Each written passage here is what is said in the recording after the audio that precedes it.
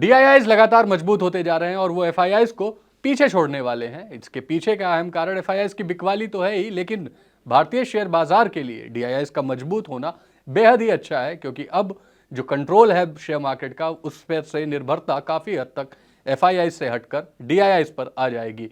क्या है पूरा मामला, एफआईआईज किस जगह पे कमजोर हो रहे हैं, किस मामले में उन्होंने डीआईआईज से हार मान ली है, ये चलिए जानने की कोशिश करते हैं। इसके साथ ही ये भी जानेंगे कि डीआईआईज की करंट पोजीशन भारतीय शेयर बाजार में क्या है। नमस्कार, मेरा नाम है सत्यम और आप देख रहे हैं मनी 9। सबसे पहले बात करते हैं एफआईआईज की।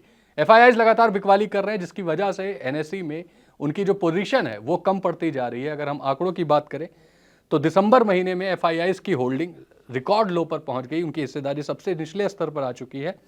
दिसंबर तिमाही में एफआईआईज ने तकरीबन 1.5 लाख करोड़ की बिकवाली की थी। उसके बाद अगर जनवरी से भी अभी तक का आंकड़ा देखें तो 67,000 करोड़ की बिकवाली जनवरी महीने में भी देखने को मिल चुकी है। एफआईआईज की इन बिकवालियों की वजह से एफआईआईज की होल्डिंग में तकरीबन 29 बेसिस पॉइंट की गिरावट आई है। दिसंबर 2024 तक एनएसई में एफआईआईज की हिस्सेदारी 16.99% तक पहुंच चुकी है, यानी कि जितने शेयर्स हैं उनमें अगर हम पोजीशन देखें तो एफआईआईज की पोजीशन 16.99% तक है।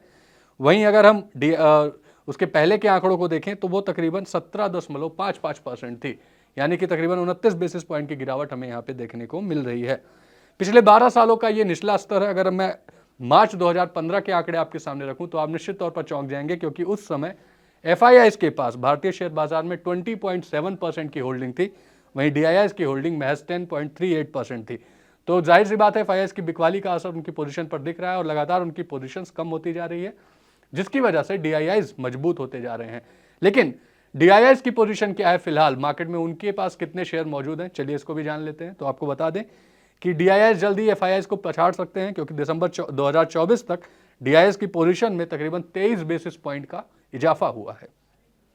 डीआईआईज की पोजीशन 16.46% से बढ़कर 16.69% पहुंच गई है और एफआईआईज की, जैसा मैंने बताया, 16.99। तो ये बेहद ही पास पहुंच चुकी है, यानी डीआईआईज बहुत ही जल्द अगर इसी स्पीड से खरीदारी करते रहते हैं बाजार में तो वो उन्हें पीछे भी छोड़ सकते हैं। एफआईआईज से महज 0.3% ही पीछे हैं डीआईआईज। तो ये था डीआईआईज की पोजीशन का मामला। चलिए अब ये भी जानने की कोशिश करते हैं कि डीआईआईज की बढ़ती पोजीशन के पीछे के अहम कारण क्या हैं। तो आपको बता दें कि डीआईआईज में म्यूचुअल फंड शामिल हैं।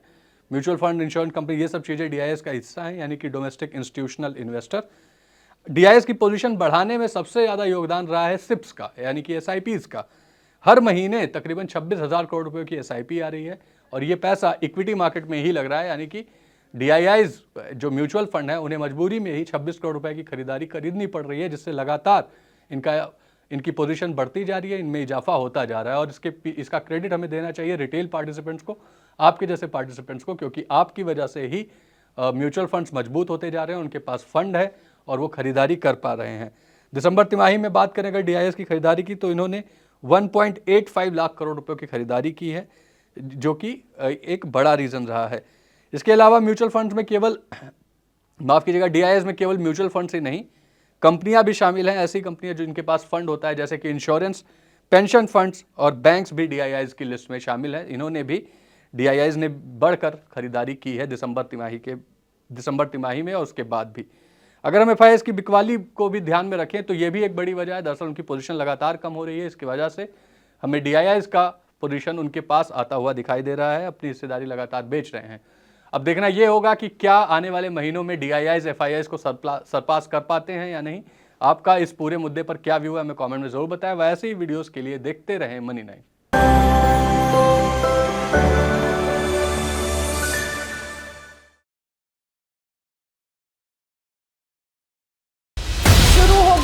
बजट काउंटडाउन, एक तरफ ग्रोथ, दूसरी तरफ महंगाई, सरकार के सामने चुनौतियां हजार। इनकम टैक्स पर उम्मीदें कर दो पूरी सरकार, बाजार की भी दिक्कतें सुलझा दो सरकार।